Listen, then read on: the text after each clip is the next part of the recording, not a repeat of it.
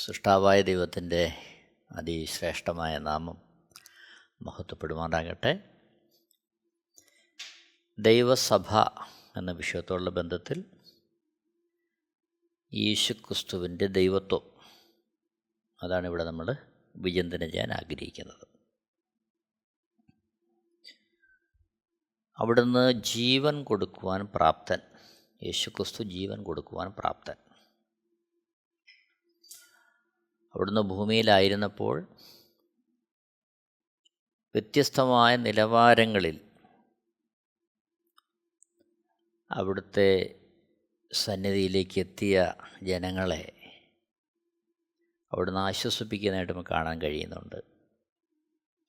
രോഗികളെ സൗഖ്യമാക്കുന്നു, ഭൂതങ്ങളെ പുറത്താക്കുന്നു, വ്യത്യസ്തമായ നിലവാരങ്ങളിൽ. അവിടുന്ന് മരിച്ചവരെ ജീവിപ്പിക്കാനായിട്ട് നമ്മൾ കാണാൻ കഴിയുന്നുണ്ട്. അത് എന്തെങ്കിലും ശ്രമകരമായ പ്രയത്നത്തിന് ശേഷമല്ല, അവിടുത്തെ വാക്കിനാൽ സൃഷ്ടാവിൻ്റെ സമ്പൂർണമായ അധികാരത്തെ വെളിപ്പെടുത്തുന്ന തരത്തിൽ യേശുക്രിസ്തു മരിച്ചവരെ ജീവിപ്പിക്കാനായിട്ട് നമുക്ക് കാണാൻ കഴിയുന്നുണ്ട്. മത്തായി സുവിശേഷം 16-ാമത്തെ അധ്യായം 15 മുതൽ 17 വരെയുള്ള വാക്യങ്ങൾ. നിങ്ങളോ എന്നെ ആരെന്ന് പറയുന്നു എന്നവൻ ചോദിച്ചതിന് ശിമോൻ പത്രോസ്, നീ ജീവനുള്ള ദൈവത്തിൻ്റെ പുത്രനായ ക്രിസ്തു എന്നും ഉത്തരം പറഞ്ഞു. യേശു അവനോട്, ബർയോന ശിമോനെ, നീ ഭാഗ്യവാൻ, ജഡരക്തങ്ങളല്ല സ്വർഗസ്ഥനായ എൻ്റെ പിതാവത്രേ നിനക്കത് വെളിപ്പെടുത്തിയത്. യേശുക്രിസ്തുവിൻ്റെ ചോദ്യത്തിൻ്റെ മുമ്പാകെ പത്രോസ് പറയുന്നു, അവിടുന്ന് ജീവനുള്ള ദൈവത്തിൻ്റെ പുത്രനാണ്, അതായത് സാക്ഷാൽ ദൈവമാണ്.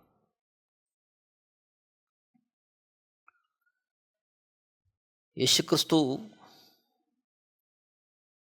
മരിച്ച അനേകരെ ജീവൻ നൽകി തിരിച്ചു വരുന്നതായിട്ട് നമ്മൾ കാണുന്നുണ്ട്.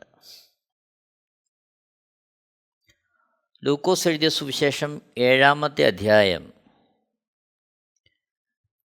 11 മുതലുള്ള വാക്യങ്ങൾ. ലൂക്കോസ് എഴുതിയ സുവിശേഷം 7-ാമത്തെ അധ്യായം 11 മുതൽ.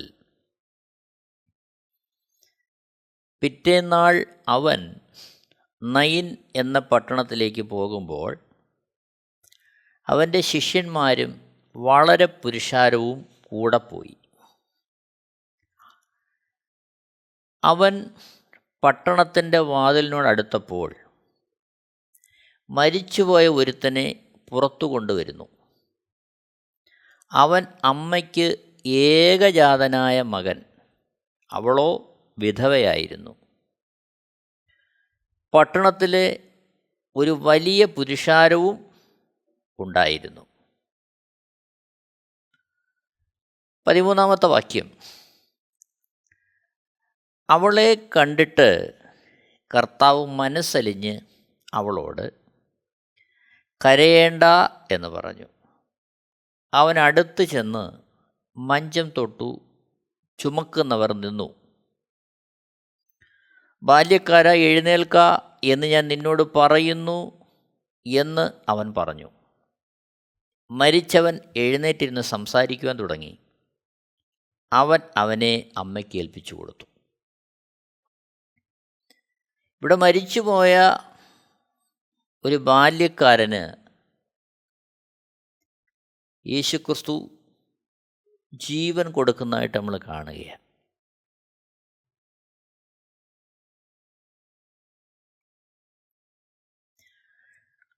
എന്നാൽ അതിലും വ്യത്യസ്തമായിട്ട് മരിച്ച ദിവസങ്ങൾ കഴിഞ്ഞ ഒരാളെ യേശുക്രിസ്തു ജീവിതത്തിലേക്ക് മടക്കിക്കൊണ്ടുവരുന്നത് നമുക്ക് കാണാൻ കഴിയും. യോഹന്നാൻ എഴുതിയ സുവിശേഷം 11-ാമത്തെ അധ്യായം അതിൽ 1-ാമത്തെ വാക്യത്തിൽ മറിയയുടെയും അവളുടെ സഹോദരി മാർത്തയുടെയും ഗ്രാമമായ ബഥാന്യയിലെ ലാസർ എന്ന ഒരുത്തൻ ദീനമായി കിടന്നു.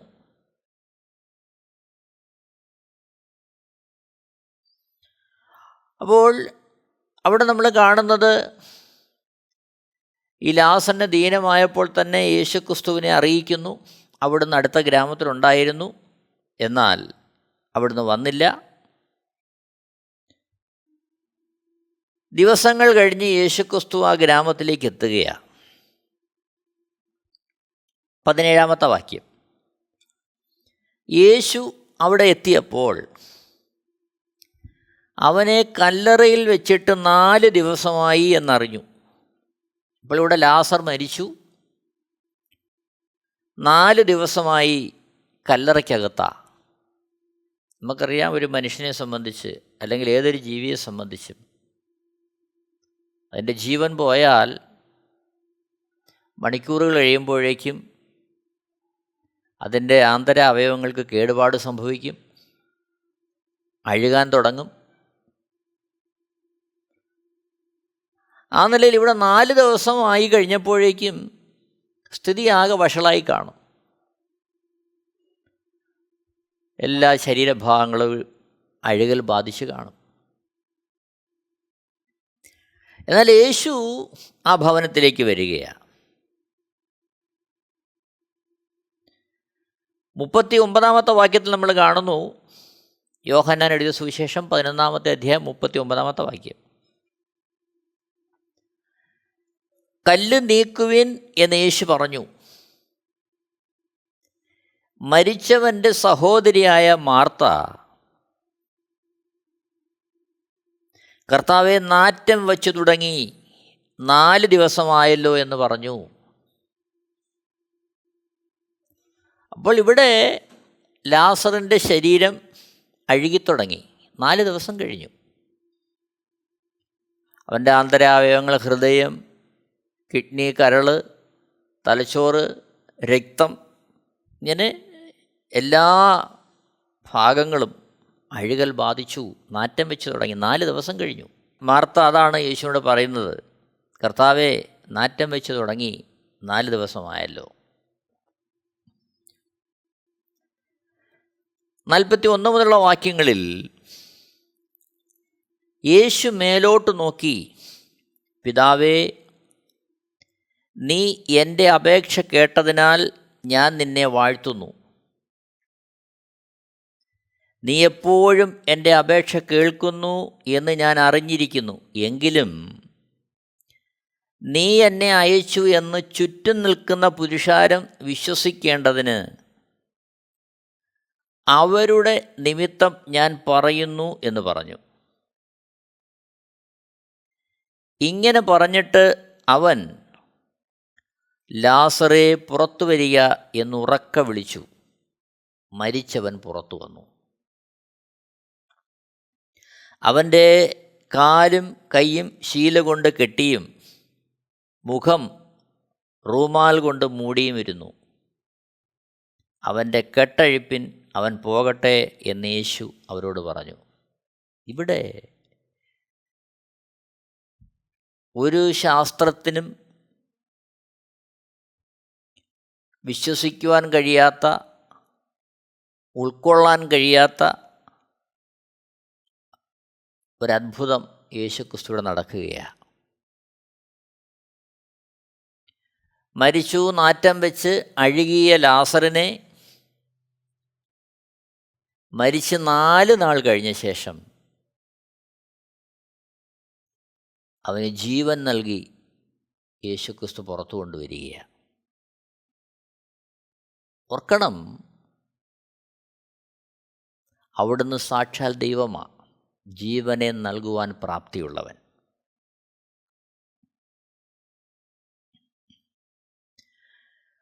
യോഹന്നാൻ എഴുതിയ സുവിശേഷം 5-ാമത്തെ അധ്യായം 25 മുതൽ 29 വരെയുള്ള വാക്യങ്ങൾ. യോഹന്നാൻ എഴുതിയ സുവിശേഷം 5-ാമത്തെ അധ്യായം 25 മുതൽ 29 വരെ. ആമേൻ, ആമേൻ, ഞാൻ നിങ്ങളോട് പറയുന്നു, മരിച്ചവർ ദൈവപുത്രൻ്റെ ശബ്ദം കേൾക്കുകയും കേൾക്കുന്നവർ ജീവിക്കുകയും ചെയ്യുന്ന നാഴിക വരുന്നു, ഇപ്പോൾ വന്നുമിരിക്കുന്നു. പിതാവിന് തന്നിൽ തന്നെ ജീവനുള്ളതുപോലെ അവൻ പുത്രനും തന്നിൽ തന്നെ ജീവനുള്ളവൻ ആകുമാറ് വരം നൽകിയിരിക്കുന്നു.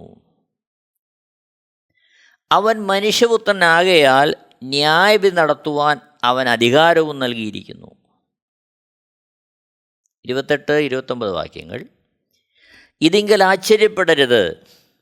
കല്ലറകളിൽ ഉള്ളവർ എല്ലാവരും അവൻ്റെ ശബ്ദം കേട്ട് നന്മ ചെയ്തവർ ജീവനായും തിന്മ ചെയ്തവർ ന്യായവിധിക്കായും പുനരുത്ഥാനം ചെയ്യുവാനുള്ള നാഴിക വരുന്നു.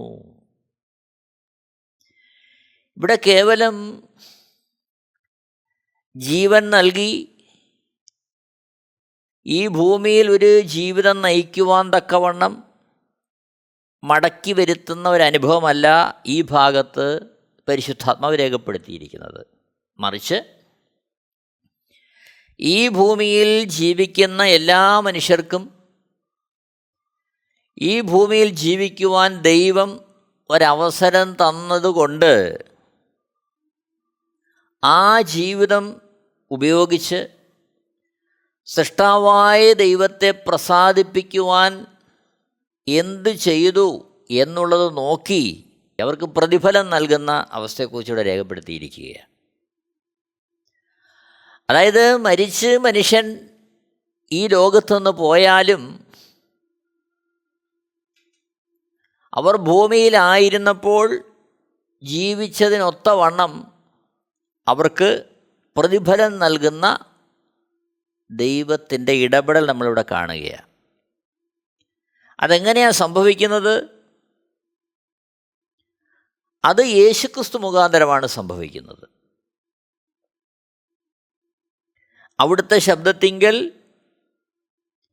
മരിച്ച് മൺമറഞ്ഞു പോയ സകല മനുഷ്യരും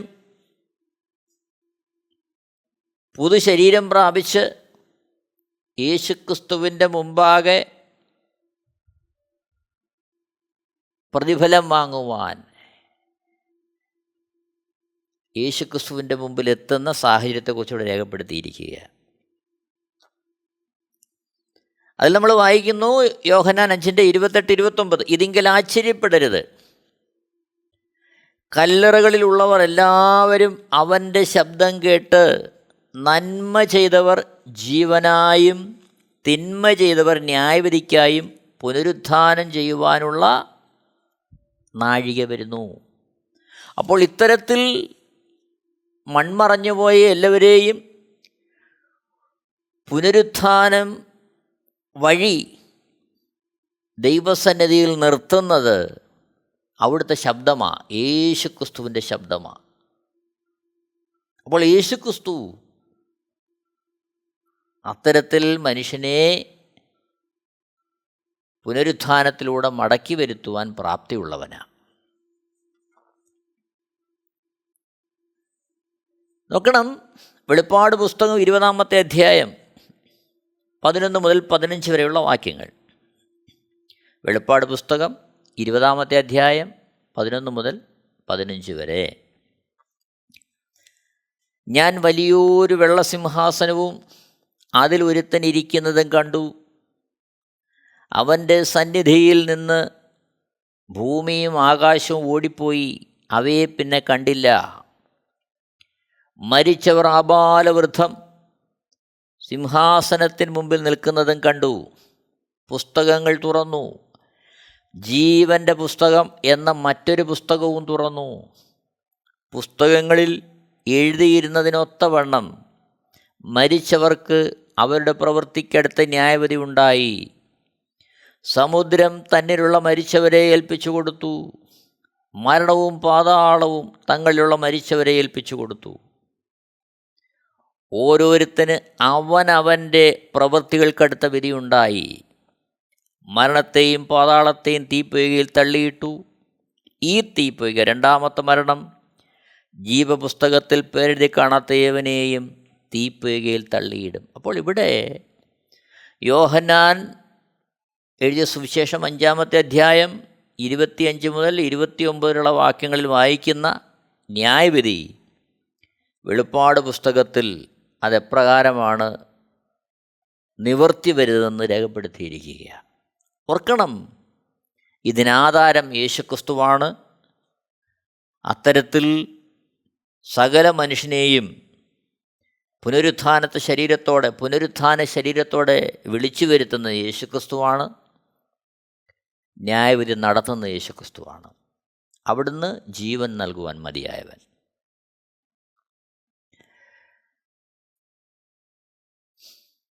യേശുക്രിസ്തു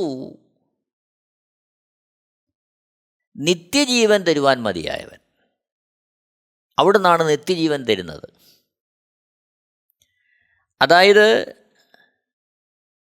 മനുഷ്യൻ ഭൂമിയിലായിരിക്കുമ്പോൾ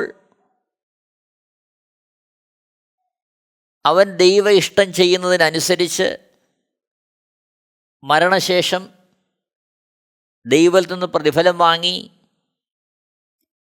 നിത്യതയിലേക്ക് പ്രവേശിക്കുമ്പോൾ ദൈവത്തോടൊപ്പം നിരന്തരം വാഴുവാൻ ആവശ്യമായ ദൈവിക ജീവൻ നൽകുന്നത് യേശുക്രിസ്തുവാണ്.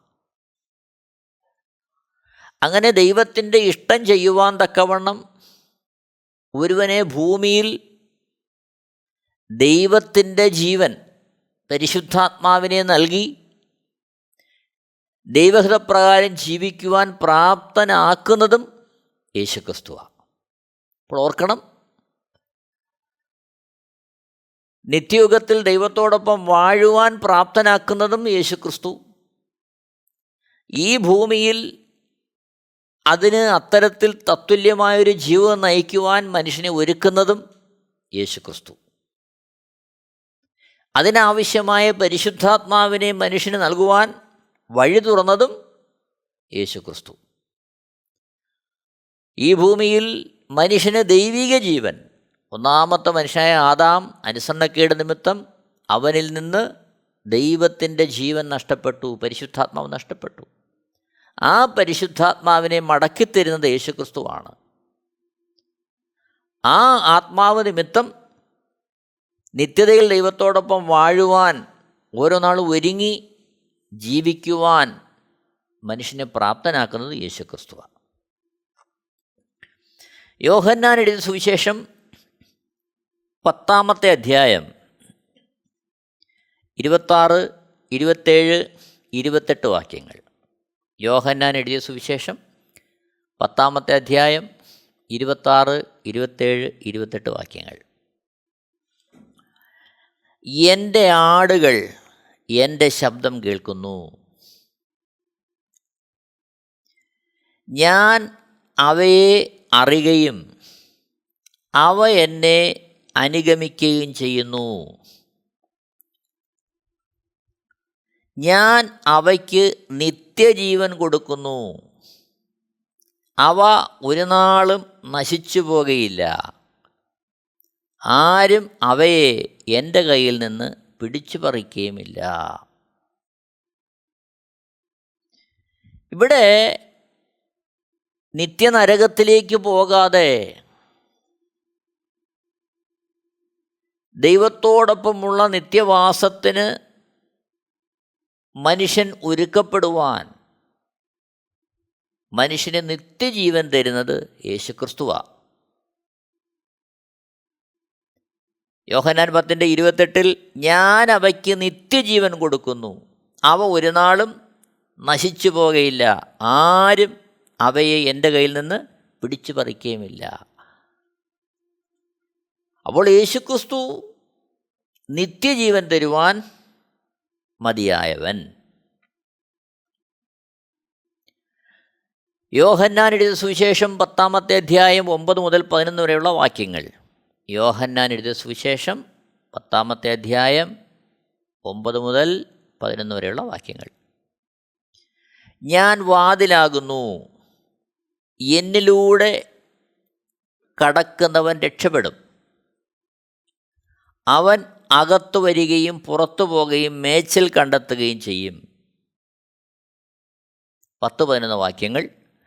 മോഷ്ടിപ്പാനും അറുപ്പാനും മുടിപ്പാനും അല്ലാതെ കള്ളൻ വരുന്നില്ല, അവർക്ക് ജീവൻ ഉണ്ടാകുവാനും സമൃദ്ധിയായിട്ടുണ്ടാകാനും അത്രേ ഞാൻ വന്നിരിക്കുന്നത്. ഞാൻ നല്ല ഇടയനാകുന്നു.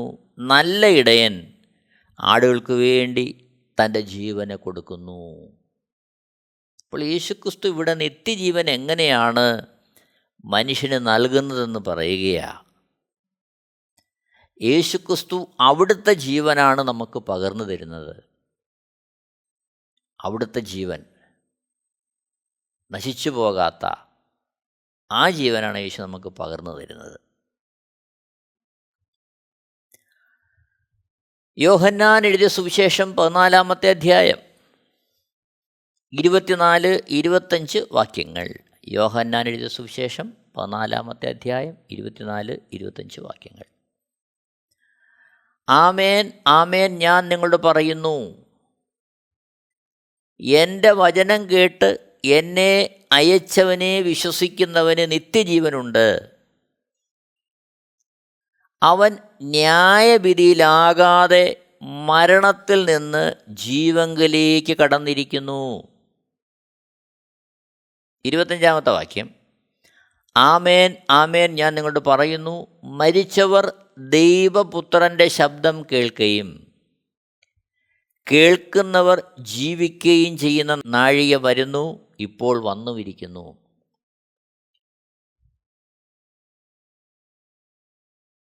നാഴിക വരുന്നു, ഇപ്പോൾ വന്നുമിരിക്കുന്നു. അപ്പോൾ ഇവിടെ ന്യായവിധിയിലാകാതെ നിത്യമായ മരണത്തിലേക്ക് പോകാതെ നിത്യജീവങ്കലേക്ക് പ്രവേശിപ്പിക്കുന്നത് യേശുക്രിസ്തുവാണ്. അതിനുതകുന്ന ജീവൻ നൽകുന്നത് യേശുക്രിസ്തുവാണ്. അതാണ് അവിടുന്ന് ഇവിടെ രേഖപ്പെടുത്തിയിരിക്കുന്നത്. യോഹന്നാൻ എഴുതിയ സുവിശേഷം 17-ാമത്തെ അധ്യായം 2-3 വാക്യങ്ങൾ. യോഹന്നാൻ എഴുതിയ സുവിശേഷം 17-ാമത്തെ അധ്യായം 2-3 വാക്യങ്ങൾ. നീ അവന് നൽകിയിട്ടുള്ളവർക്കെല്ലാവർക്കും അവൻ നിത്യജീവനെ കൊടുക്കേണ്ടതിന് നീ സകല ജഡത്തിന്മേലും അവൻ അധികാരം നൽകിയിരിക്കുന്നല്ലോ. ഏക സത്യദൈവമായ നിന്നെയും നീ അയച്ചിരിക്കുന്ന യേശുക്രിസ്തുവിനെയും അറിയുന്നത് തന്നെ നിത്യജീവനാകുന്നു. അപ്പോൾ ഇവിടെ അനന്തമായ ജീവൻ മനുഷ്യന് തരുവാൻ യേശുക്രിസ്തു പ്രാപ്തൻ. അത് യേശുക്രിസ്തുവിലൂടെ മാത്രമാണ് സംഭവിക്കുന്നത്. യേശുക്രിസ്തുവാണ് ആ ജീവൻ നമുക്ക് തരുന്നത്. എന്നേക്കും ദൈവത്തോടൊപ്പം വസിക്കുന്ന ജീവൻ തരുന്നത് യേശുക്രിസ്തുവാണ്. അതിനായി നമ്മളെ ഒരുക്കുന്നത് യേശുക്രിസ്തുവാണ്. ആ രീതിയിൽ യേശുക്രിസ്തുവിനോട് ഒപ്പം നിത്യതയിലായിരിക്കുവാൻ, നമ്മുടെ പാപങ്ങൾക്ക് പരിഹാരം വരുത്തി വിശുദ്ധ ജീവൻ നയിക്കുവാൻ നമ്മളെ പ്രാപ്തനാക്കുന്നത് യേശുക്രിസ്തുവാണ്. 1 പത്രോസ് 2-ാമത്തെ അധ്യായം 24-ാമത്തെ വാക്യം. 1 പത്രോസ് 2-ാമത്തെ അധ്യായം 24-ാമത്തെ വാക്യം. നാം പാപം സംബന്ധിച്ച് മരിച്ച് നീതിക്ക് ജീവിക്കേണ്ടതിന് അവൻ തൻ്റെ ശരീരത്തിൽ നമ്മുടെ പാപങ്ങളെ ചുമന്നുകൊണ്ട് ക്രൂശിന്മേൽ കയറി. അവൻ്റെ അടിപ്പിണരാൽ നിങ്ങൾക്ക് സൗഖ്യം വന്നിരിക്കുന്നു. 25-ാമത്തെ വാക്യം. നിങ്ങൾ തെറ്റി ഉഴലുന്ന ആടുകളെപ്പോലെ ആയിരുന്നു, ഇപ്പോഴോ നിങ്ങളുടെ ആത്മാക്കളുടെ ഉടയവനും അധ്യക്ഷനുമായവങ്കിലേക്ക് മടങ്ങി വന്നിരിക്കുന്നു. ശ്രദ്ധിക്കണമേ, നമുക്ക് നിത്യജീവൻ തരുവാൻ യേശുക്രിസ്തു നമുക്ക് പകരമായി നമ്മുടെ പാപങ്ങളെ ചുമന്നുകൊണ്ട് നമുക്ക് നിത്യജീവൻ തരുവാൻ യേശുക്രിസ്തു നമുക്ക് പകരമായി നമ്മുടെ പാപങ്ങളെ ചുമന്നുകൊണ്ട് ക്രൂശന്മേൽ കയറുകയാണ്. എന്തിന്? നാം പാപം സംബന്ധിച്ച് മരിച്ച് നീതിക്ക് ജീവിക്കേണ്ടതിന്. അത്തരത്തിൽ നമ്മൾ എന്ത് ചെയ്തു? ആത്മാക്കളുടെ ഇടയനും അധ്യക്ഷനുമായ യേശു ക്രിസ്തു അവിടുത്തെ സന്നിധിയിലേക്ക് നമ്മളെ മടക്കി വരുത്തിയിരിക്കുക. എന്നെ കേൾക്കുന്ന പ്രിയരെ ഓർക്കണമേ, യേശു ക്രിസ്തു ഭൂമിയിലായിരുന്നപ്പോൾ മരിച്ച അനേകർക്ക് ജീവനെ നൽകി അവരെ ഭൂമിയിലെ ജീവിതത്തിലേക്ക് മടക്കി വരുത്തി. മരിച്ച് നാറ്റം വെച്ച് അഴുകിയ ലാസറിനെ 4 ദിവസം കഴിഞ്ഞ് ജീവിതത്തിലേക്ക് മടക്കി വരുത്തി. എന്നാൽ മരിച്ച് മൺമറഞ്ഞു പോകുന്ന മനുഷ്യനെ അവിടെ നിന്ന് ഉയർത്തെഴുന്നേൽപ്പിച്ച് നിത്യാന്യായവിധിയിലേക്ക് പോകേണ്ടുന്ന സ്ഥാനത്ത് അവർ ദൈവത്തോടൊപ്പം എന്നും വസിക്കുവാൻ, നിത്യജീവനെ തരേണ്ടതിന്, കോടാനുകോടി യുഗങ്ങൾ ദൈവത്തോടൊപ്പം വസിക്കുവാൻ തക്കവണ്ണം നമുക്ക് നിത്യജീവനെ തന്ന്, നിത്യമായ ജീവനെ തന്ന് അവിടുത്തോടൊപ്പം ചേർക്കുവാൻ പ്രാപ്തനും ഈ യേശു ക്രിസ്തുവാണ്. ഒരു വേള അവിടുത്തെ സന്നിധിയിൽ നമുക്ക് നമ്മുടെ ജീവിതത്തെ സമർപ്പിക്കാം. നമുക്ക് നമ്മളെ തന്നെ ഒന്ന് പരിശോധിക്കാം. അവിടുന്ന് ജീവനെ തരുവാൻ പ്രാപ്തനായ ദൈവം, പിതാവും പുത്രനും പരിശുദ്ധാത്മാവും ആളത്വത്തിൽ 3 തന്നെ അസ്തിത്വത്തിൽ അവർ ഒന്നായിരിക്കുന്നു. നമുക്ക് ആ ദൈവത്തെ സേവിച്ച് നമ്മുടെ ക്രിസ്ത്യ ജീവിതം മുന്നോട്ട് നയിക്കാം. ദൈവനാമം മഹത്വപ്പെടുമാറാകട്ടെ. എല്ലാവരെയും ദൈവം ധാരാളമായി അനുഗ്രഹിക്കുമാറാകട്ടെ. ആമേൻ.